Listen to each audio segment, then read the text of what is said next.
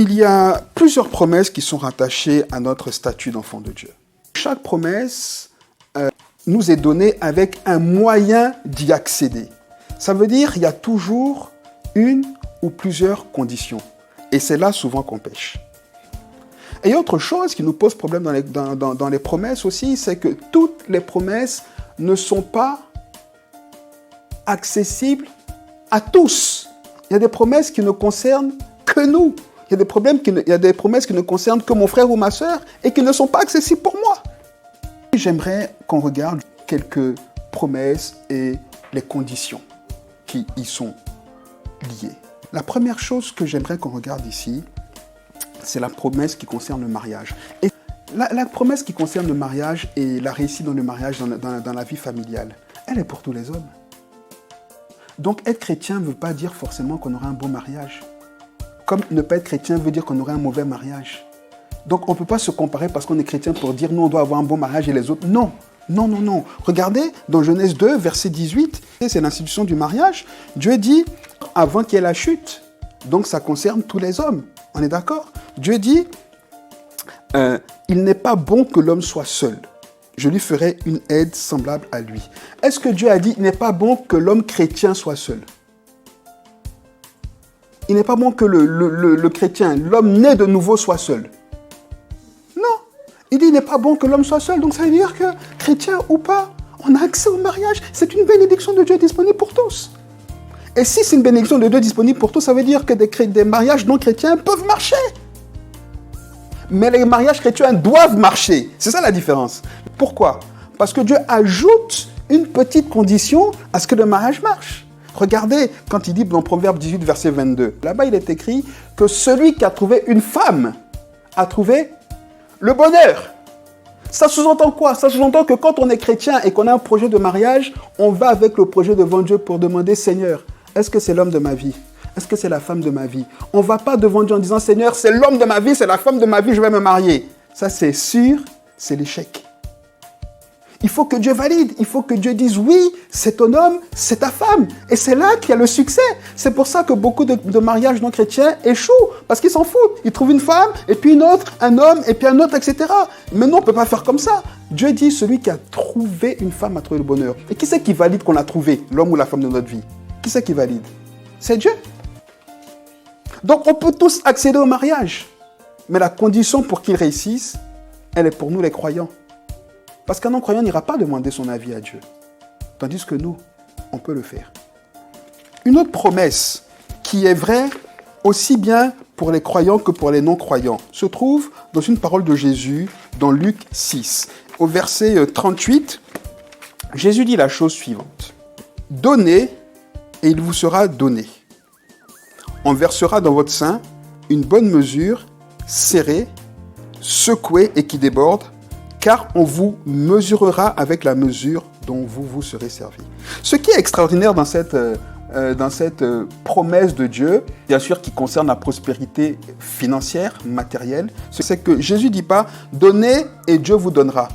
Jésus ne dit pas « donnez à l'église et Dieu vous donnera ». Jésus ne dit pas « donnez à votre pasteur et Dieu vous donnera ». Non, non, non. Jésus dit quoi? « Donnez et il vous sera donné ». Ça veut dire que quand on est généreux, qu'on soit chrétien ou pas, quand on est généreux et qu'on donne, qu'est-ce qui se passe? En retour, il nous est donné. Une condition de la prospérité. Nous, en tant que chrétiens, on sait, parce qu'il y a d'autres textes qui le disent, que quand on donne à Dieu, quand on donne dans la maison de Dieu, Dieu nous donne en retour. Mais qu'on soit chrétien ou pas, quand on donne, on reçoit. Mais nous, les chrétiens, on a encore une mentalité de pingre, de méchant. Parce qu'on a peur de donner, parce qu'on a peur de manquer. Mais en fait, ce qu'on n'a pas compris, c'est que la bénédiction, elle est faite pour être redistribuée. Quand elle est redistribuée, elle nous revient. Ça, c'est un principe. Donc, si on a des problèmes dans nos finances, on doit se demander, mais est-ce qu'on est assez généreux? C'est une réalité face à laquelle je suis, face à laquelle on doit tous être. Est-ce que je suis généreux? Est-ce que je donne? Une autre promesse qui est, là encore, conditionnée, elle concerne le fait d'avoir une longue vie et d'avoir le bonheur. Tu veux une longue vie? Tu veux le bonheur? Il y a une promesse, il y a une condition. Éphésiens 6, versets 1 et 4. Enfants, obéissez à vos parents selon le Seigneur, car cela est juste.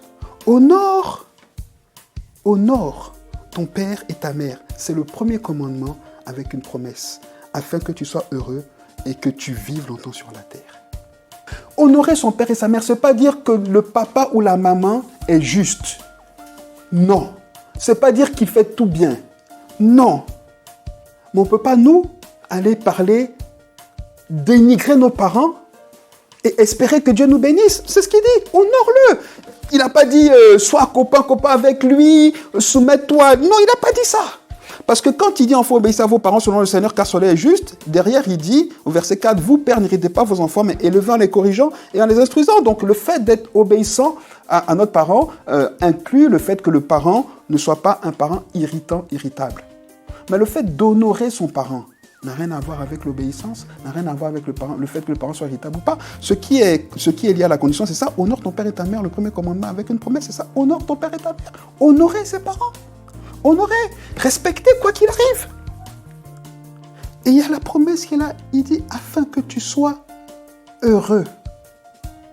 Parce que le fait de ne pas honorer son parent produit de l'amertume. On n'est pas heureux. Parce qu'on est en conflit, parce qu'on ne comprend pas, parce que normalement un parent est fait pour être aimé, est fait pour être honoré, mais nous on est en conflit, donc forcément on est malheureux. Et forcément quand on est plein d'amertume et quand on est malheureux tout le temps, le corps, il en prend un coup. Hein. Donc, on peut pas vivre vieux, là. Tout est lié. Voilà. Longue vie, bonheur. Hein?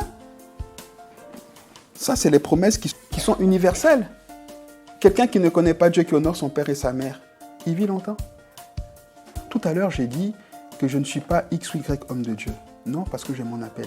Et je ne peux pas prétendre aller chercher et marcher dans l'appel d'un autre homme de Dieu. Ça ne peut jamais marcher.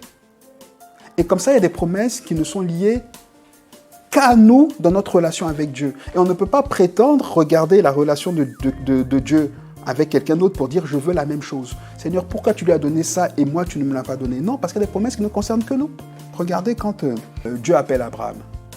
Il dit sors de chez ton père et va dans un pays que je te montrerai. Pourquoi toute la famille d'Abraham n'a pas dit « ah ben Dieu l'a appelé et puis ils sont partis ». Parce que l'appel ne concernait qu'Abraham.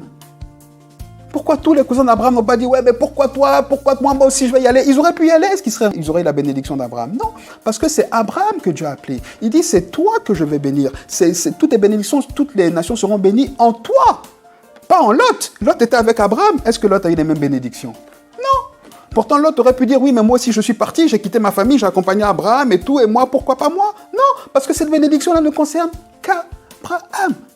Donc il y a des bénédictions qui ne concernent que nous, avec lesquels il ne faut pas se battre, il ne faut pas aller chercher la bénédiction de l'autre pour dire « Seigneur, je veux comme lui, je veux comme elle, je veux... » Non, ça ne peut pas marcher comme ça. Dis « Seigneur, quelle est ta bénédiction? Qu'est-ce qui est lié à ma relation avec toi, à ton appel dans ma vie ?»